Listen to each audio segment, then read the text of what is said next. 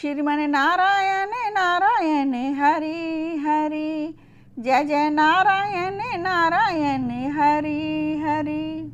बोलो विष्णु भगवान की जय, श्री सत्यनारायण भगवान की जय। श्री सत्यनारायण व्रत कथा का महात्म।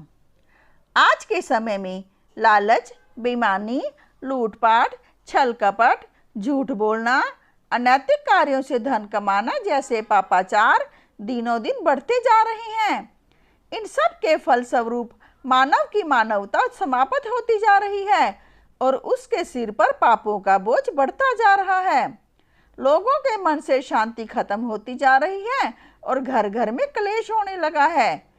ऐसे में इन समस्त विकृतियों से मुक्त होने के लिए और सुख शांति प्राप्त करने के लिए श्री सत्यनारायण भगवान का व्रत करना चाहिए। श्री सत्यनारायण भगवान का व्रत करने और व्रत कथा पढ़कर या सुनकर प्रसाद ग्रहण करने से समस्त पापों का नाश होता है, घर में सुख शांति विराजती है और व्रत करने वाले सभी व्यक्तियों की समस्त मनोकामनाएं पूरी होती हैं। श्री सत्यनारायण भगवान की व्रत कथा करने से प्राणी इस लोक में समस्त सुख भोग कर अंत में मोक्ष को प्राप्त करता है और जन्म मरण के बंधन से छूट जाता है। सत्यनारायण का अर्थ है सत्य का आचरण।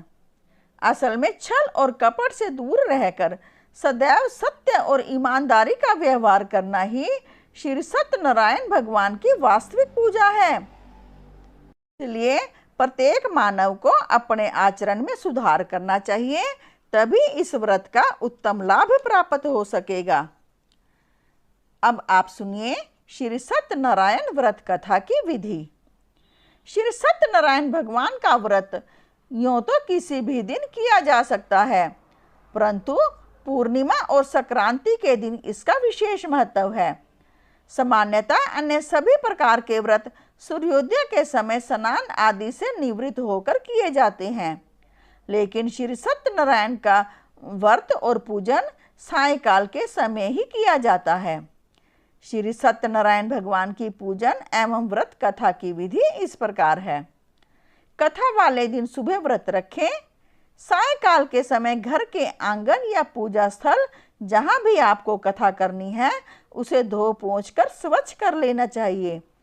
फिर लकड़ी के पटरे पर लाल रंग का कपड़ा बिछाकर उस पर श्री सत्यनारायण भगवान की मूर्ति अथवा चित्र को स्थापित करें। फिर पूजा की अन्य सामग्री सजाएं।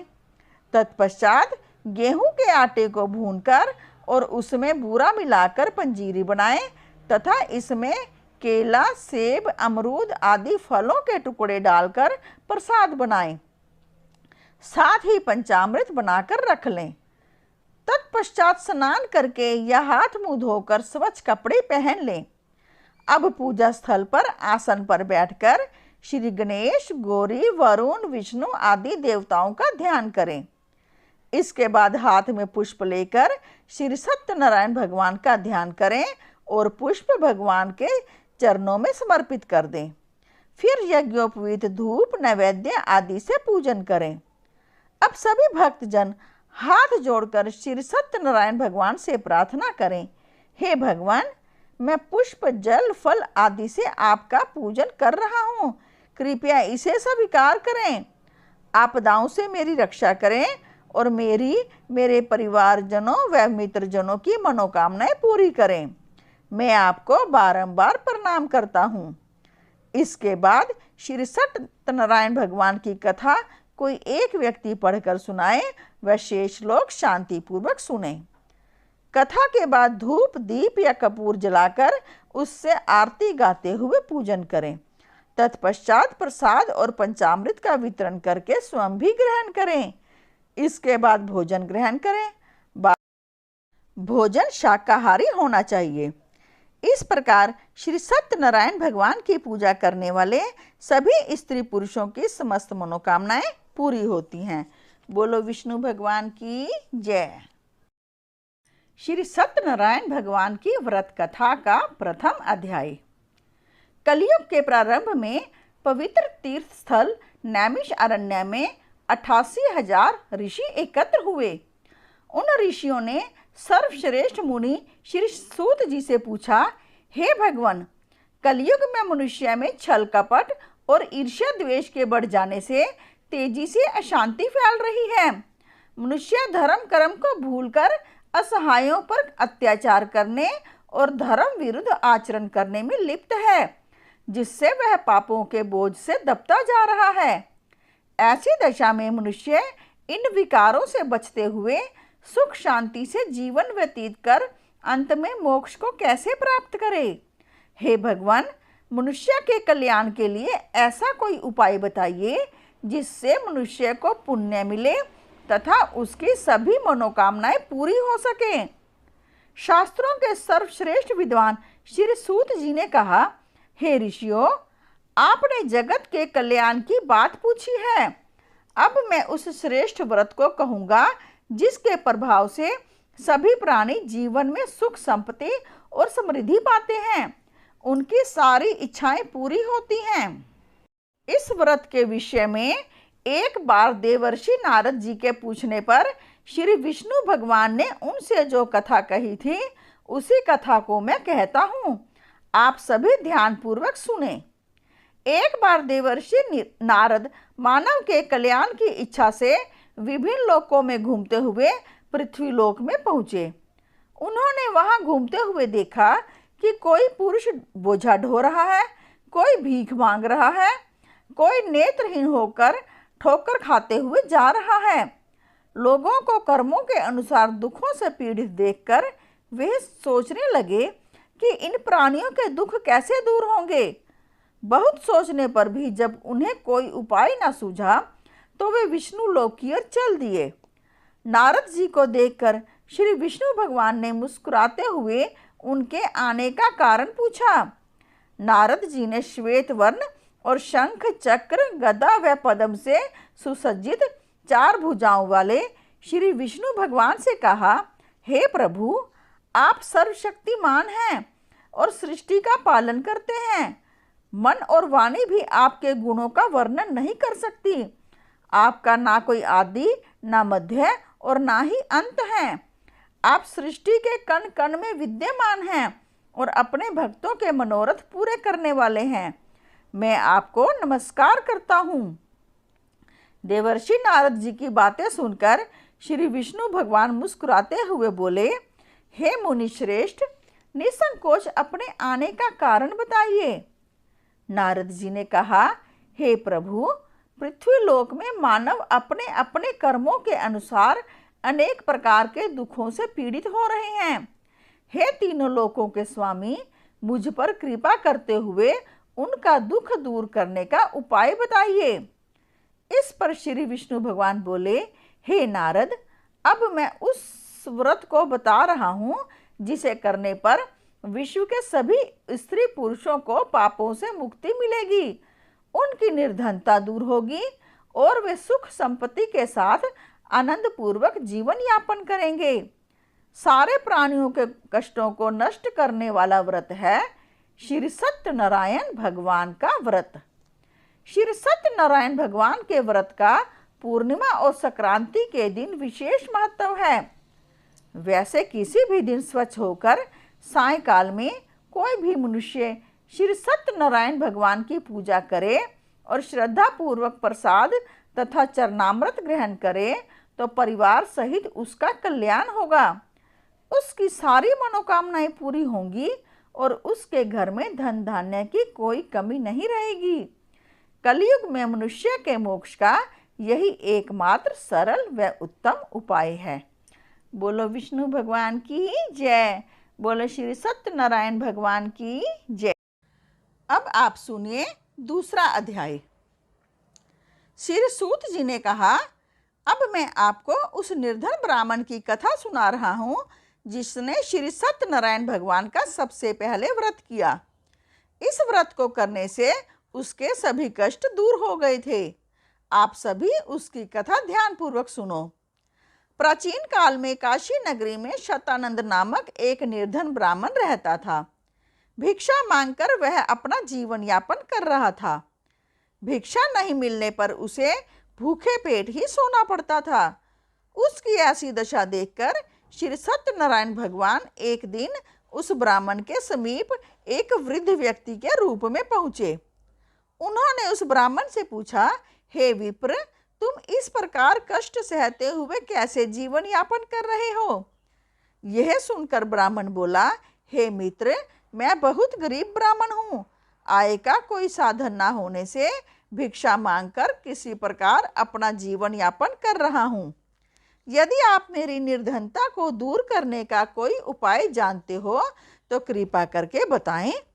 तब वृद्ध व्यक्ति ने कहा, हे मित्र, श्री सत्यनारायण भगवान की पूजा करने, उनका व्रत करने, व्रत कथा सुनने और प्रसाद ग्रहण करने से तुम्हारी गरीबी अवश्य ही दूर होगी और तुम्हारी सभी मनोकामनाएं पूरी होगी।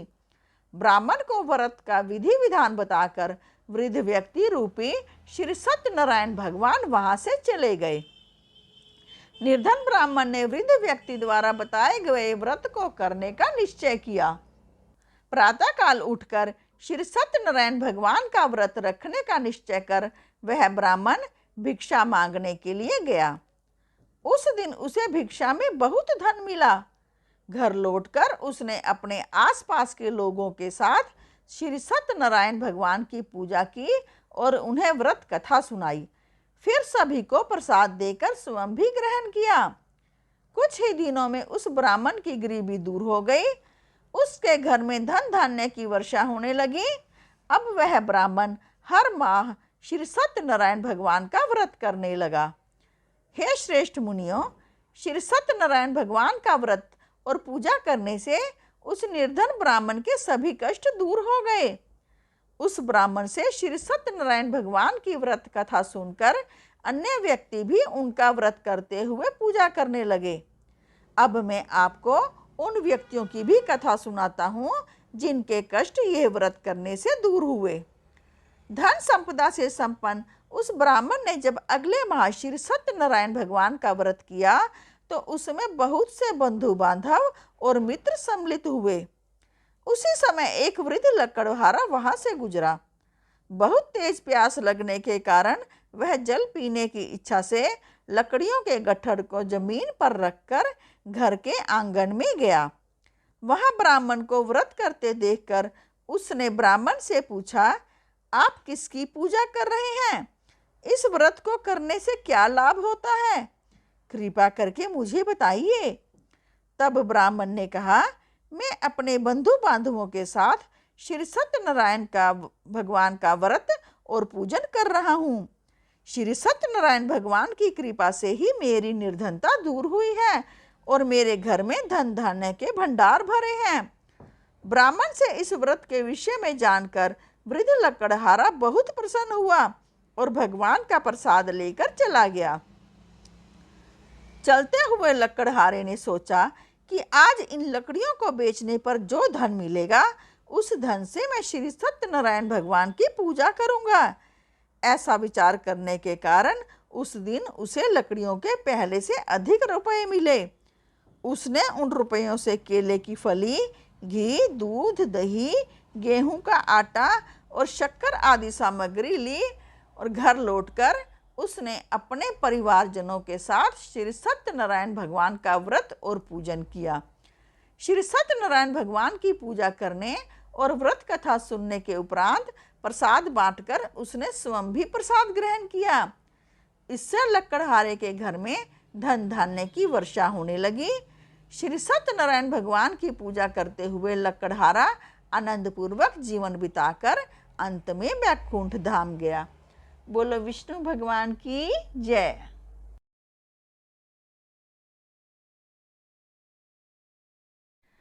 तृतीय अध्याय। श्री सूत जी ने कहा, हे श्रेष्ठ ऋषि मुनियों, अब मैं आगे की कथा सुनाता हूँ। प्राचीन काल में कनकपुर में उल्कामुख नामक एक बुद्धिमान राजा था। राजा सत्यवादी और जितेंद्रिय था। वह प्रतिदिन मंदिर जाकर श्री सत्यनारायण भगवान की पूजा करता और निर्धनों को अन्न वस्त्र आदि देकर उनके कष्ट दूर करता था। उसकी पत्नी सुभद्रा बहुत सुशीला और सती साध्वी थी। वे दोनों हर माह श्री सत्यनारायण भगवान का व्रत करते थे। एक बार वे दोनों बहुत से अन्य लोगों के साथ भद्रशिला नदी के किनारे श्री सत्यनारायण भगवान की पूजा कर रहे थे। तभी वहां एक बड़ी नौका आकर रुकी। उस नौका में एक व्यापारी काफी धन कमाकर अपने नगर को लौट रहा था। नौका से उतरकर वह व्यापारी राजा के समीप पहुंचा। राजा को पूजा करते हुए देखकर उसने पूछा, हे राजन, आप किसकी पूजा कर रहे हैं? इस पूजा से क्या फल मिलता है? राजा ने उस व्यापारी से कहा, मैं अपनी प्रजा के साथ श्री सत्यनारायण भगवान की पूजा कर रहा हूँ। इस पूजन और व्रत के प्रभाव से मेरे राज्य की सारी प्रजा सुखी रहती है। यह कथन सुनकर व्यापारी ने कहा, हे राजन, मैं भी श्री सत्यनारायण भगवान का व्रत करना चाहता हूँ। कृपया मुझे इसकी विधि बतलाएं। राजा ने व्यापारी को पूरी विधि बताई। फिर राजा ने व्रत कथा सुनकर अन्य लोगों के साथ व्यापारी को भी प्रसाद दिया और स्वयं भी ग्रहण किया। वह व्यापारी फिर अपने नगर लौट गया। व्यापारी ने घर पहुंचकर अपनी पत्नी लीलावती से कहा, हमारे कोई संतान नहीं है। यदि श्री सत्यनारायण भगवान की अनुकंपा से हमारे कोई संतान हुई तो मैं उनका व्रत अवश्य करूंगा। व्यापारी के ऐसा निश्चय करने से कुछ समय बाद लीलावती गर्भवती हुई और 10वें माह उसने एक सुंदर लड़की को जन्म दिया। व्यापारी ने पुत्री के जन्म पर बहुत खुशियां मनाई, लेकिन व्रत नहीं किया। लीलावती के याद दिलाने पर वह बोला, अभी मैं व्यापार में बहुत व्यस्त हूँ। जब मैं इसका विवाह करूंगा तब श्री सत्यनारायण भगवान का व्रत अवश्य करूंगा। यह सुनकर लीलावती चुप रह गई। व्यापारी की पुत्री कलावती शुक्ल पक्ष के चंद्रमा की भांति तेजी से बढ़ने लगी। शीघ्र ही 16 वर्ष बीत गए। एक दिन व्यापारी ने अपनी बेटी को सहेलियों के साथ उपवन में घूमते हुए देखा तो उसे उसके विवाह की चिंता होने लगी। उसने कलावती के लिए सुयोग्य वर ढूंढने के लिए अपने सेवकों को भेजा। उन सेवकों ने कंचनपुर नगर में अत्यंत सुंदर और गुणवान वणिक पुत्र को देखा। सेवकों ने लौटकर व्यापारी को उस वणिक पुत्र के विषय में बताया। उस व्यापारी ने उस लड़के के साथ कलावती का विवाह धूमधाम से कर दिया। कलावती का विवाह भी हो गया, लेकिन व्यापारी ने फिर भी व्रत नहीं किया। लीलावती ने जब अपने पति को याद दिलाया तो उस व्यापारी ने कहा, लीलावती, अभी तो मैं अपने दामाद के साथ व्यापार को जा रहा हूँ। व्यापार से लौटकर श्री सत्यनारायण भगवान का व्रत और पूजन जरूर करूँगा। यह कहकर व्यापारी कई नौकाओं में सामान भरकर अपने दामाद और सेवकों के साथ व्यापार के लिए चला गया। उस व्यापारी के बार बार व्रत करने का निश्चय करने और फिर व्रत ना करने से श्री सत्यनारायण भगवान क्रोधित हो गए। व्यापारी अपने दामाद के साथ रत्नसारपुर नामक नगर में पहुंचकर व्यापार करने लगा। श्री सत्यनारायण भगवान की माया से कुछ चोर राजा के महल से चोरी करके भाग रहे थे। भागते हुए चोरों ने पीछा करने वाले सैनिकों से बचने के लिए चोरी का माल व्यापारी की नावों में छिपा दिया और आसानी से भाग गए। चोरों का पीछा करते हुए सैनिक व्यापारी की नावों के पास पहुंचे। नावों की तलाशी लेने पर उन्हें राजा का चोरी किया गया धन मिल गया। तब वे सैनिक उस व्यापारी और उसके दामाद को बांधकर राजा चंद्रकेतु के पास ले गए। राजा ने उन दोनों को कारावास में डाल दिया और उनका सारा धन जब्त कर लिया। श्री सत्यनारायण भगवान के प्रकोप से उधर लीलावती भी कई मुसीबतों में पड़ गई। चोर उसके घर से सारा धन चुरा ले गए। भूख प्यास से व्याकुल कलावती अन्न की चिंता में एक ब्राह्मण के घर गई। वहां श्री सत्यनारायण भगवान की व्रत कथा हो रही थी। कलावती ने भी वहां बैठकर व्रत कथा सुनी और प्रसाद लिया। फिर घर लौटकर उसने अपनी माँ को सारी बात बताई। कलावती से सुनकर लीलावती ने भी श्री सत्यनारायण भगवान का व्रत करने का निश्चय किया। अगले दिन लीलावती ने अपने परिवार के साथ श्री सत्यनारायण भगवान का पूजन किया और फिर सबको प्रसाद बांटकर स्वयं भी ग्रहण किया। लीलावती ने अपने पति और दामाद के शीघ्र घर लौट आने की कामना से यह व्रत किया था। लीलावती के विधि पूर्वक व्रत करने और प्रसाद ग्रहण करने से श्री सत्यनारायण भगवान प्रसन्न हो गए और उसकी मनोकामना पूरी की। उन्होंने राजा चंद्रकेतु को स्वप्न में दर्शन देकर कहा, हे राजन, वह व्यापारी और उसका दामाद बिल्कुल निर्दोष है। सुबह ही उन दोनों को छोड़कर उनका सारा धन लौटा दो, अन्यथा तुम्हारा सारा धन, वैभव, राज्य आदि नष्ट कर दूंगा। इतना कहकर भगवान अंतर्ध्यान हो गए। प्रातः होते ही राजा चंद्रकेतु ने अपने मंत्रियों और राज ज्योतिषी को रात के स्वप्न के बारे में बताया और तुरंत उन दोनों को छोड़ दिया। उनका सारा धन भी लौटा दिया। इस प्रकार श्री सत्यनारायण भगवान की कृपा से वे दोनों अपने नगर की ओर चल दिए। बोलो विष्णु भगवान की जय। चतुर्थ अध्याय। श्री सूत जी बोले, उस व्यापारी ने अपने दामाद के साथ शुभ मुहूर्त में नौकाओं से प्रस्थान किया। लंबी यात्रा के बाद एक नगर के तट पर नौकाओं को रोककर दोनों भोजन करके विश्राम करने लगे। तभी श्री सत्यनारायण भगवान साधु के रूप में वहां पहुंचे। उन्होंने व्यापारी से पूछा, हे वणिक, तेरी नौकाओं में क्या है? मन ही मन यह सोचकर कि साधु अवश्य ही कुछ मांगने की इच्छा से पूछ रहा है, व्यापारी ने झूठ बोल दिया, हे दंडी स्वामी, मेरी नौकाओं में तो बेल और पत्र भरे हैं। व्यापारी के झूठे वचन सुनकर भगवान ने कहा, हे वैश्य, तुम्हारा वचन सत्य होगा। इतना कहकर दंडी वेशधारी भगवान वहां से चले गए। व्यापारी ने जब अपनी नौकाओं में बेल और पत्ते भरे हुए देखे तो वह मूर्छित होकर गिर पड़ा। कुछ देर बाद जब उसकी मूर्छा दूर हुई तो वह विलाप करने लगा। तब उसके दामाद ने कहा, यह सब उस दंडी साधु के श्राप की वजह से हुआ है, अतः हमें उनकी शरण में जाना चाहिए, वही हमें इस विपत्ति से छुटकारा दिलाएंगे। दामाद के वचन सुनकर वह व्यापारी उस दंडी साधु को खोजने लगा। थोड़ी देर ढूंढने के बाद एक वृक्ष के नीचे दंडी साधु को देखकर उस व्यापारी ने उस साधु के चरणों में गिरकर क्षमा मांगी। दंडी रूपधारी भगवान ने कहा, हे वणिक, तेरे बार बार झूठ बोलने की वजह से ही मैंने तुझे इतना दंड दिया है। तूने बार बार श्री सत्यनारायण भगवान अर्थात मेरी पूजा करने का प्रण किया, लेकिन कभी पूजा नहीं की। तब व्यापारी ने हाथ जोड़कर कहा, हे भगवान, आप तो दीन दुखियों के कष्ट दूर करने वाले हैं, मेरी इस गलती को क्षमा करें। आपके रूप को तो ब्रह्मा आदि भी नहीं जान पाते, फिर भला मैं अज्ञानी कैसे समझ सकता हूँ। अब मैं सदैव श्री सत्यनारायण भगवान का व्रत और पूजन किया करूँगा, आप मुझ पर कृपा करें। व्यापारी की क्षमा याचना सुनकर भगवान ने उसे क्षमा कर दिया। तभी व्यापारी की नौकाओं में भरे हुए बेल और पत्ते पुनः धन धान्य में परिवर्तित हो गए। व्यापारी ने अपने दामाद के साथ अगले दिन श्री सत्यनारायण भगवान का व्रत और पूजन किया। फिर व्यापारी अपने नगर की ओर चल दिया। अपने नगर में पहुंचकर व्यापारी ने एक सेवक को अपने घर भेजा। सेवक ने घर पहुंचकर लीलावती को व्यापारी के पहुंचने की सूचना दी।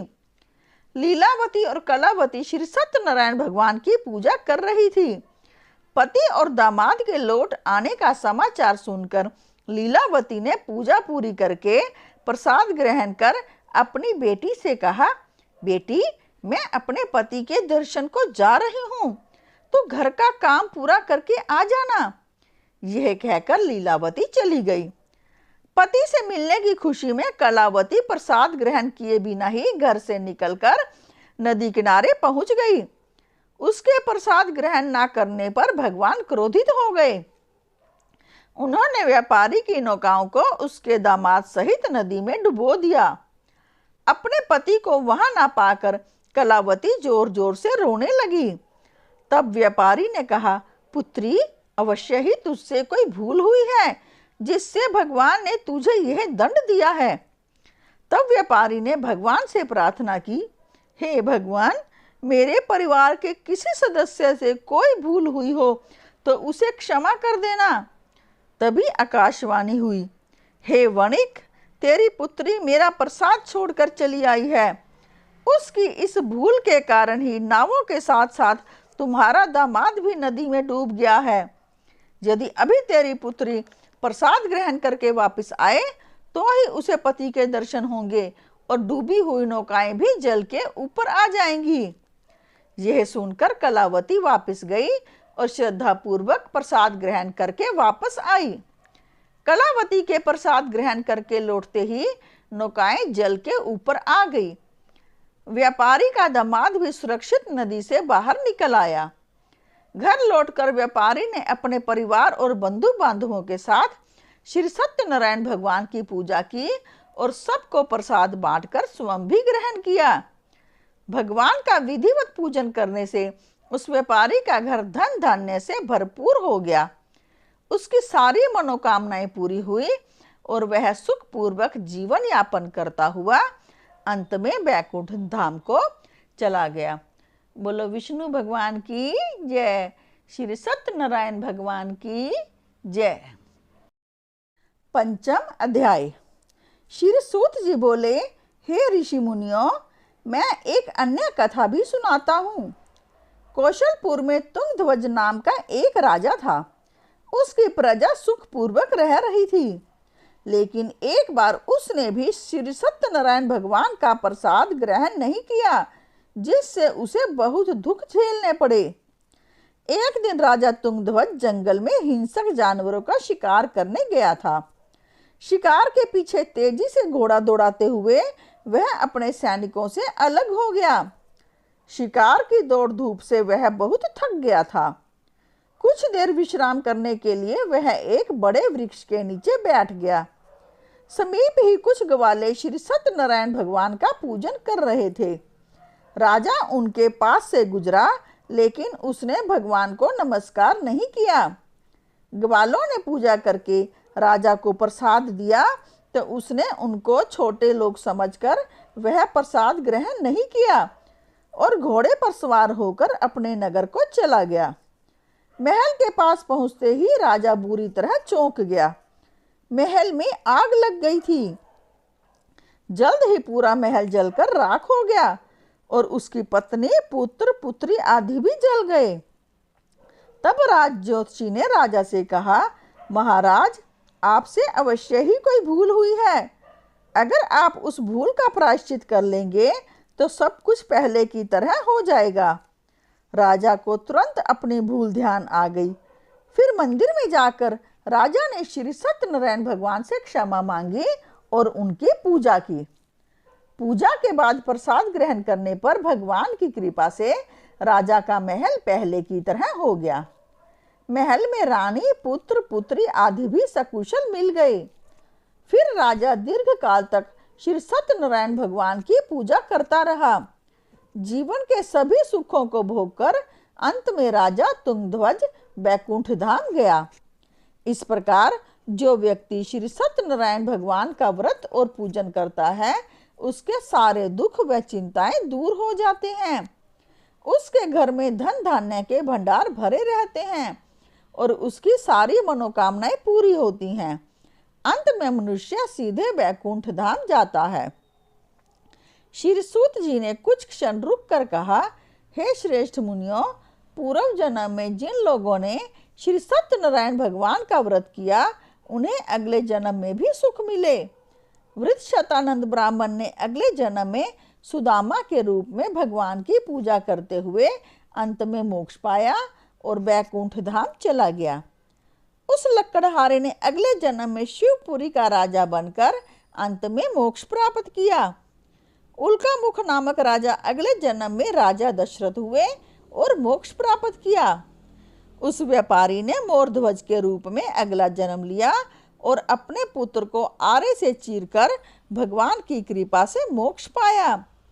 राजा तुंगध्वज ने मनु के रूप में अगला जन्म लेकर भगवान की भक्ति और सदकर्म करते हुए मोक्ष प्राप्त किया और बैकुंठ धाम को चले गए। हे ऋषि मुनियों, श्री सत्यनारायण भगवान का व्रत और पूजन करने से मनुष्य की सभी चिंताएं दूर होती हैं, उसकी सभी मनोकामनाएं पूरी होती हैं, घर में धन धान्य के भंडार सदा भरे रहते हैं और अंत में वह जन्म जन्मांतर के चक्र से मुक्त होकर मोक्ष को प्राप्त होता है। बोलो विष्णु भगवान की जय। बोलो श्री सत्यनारायण भगवान की जय।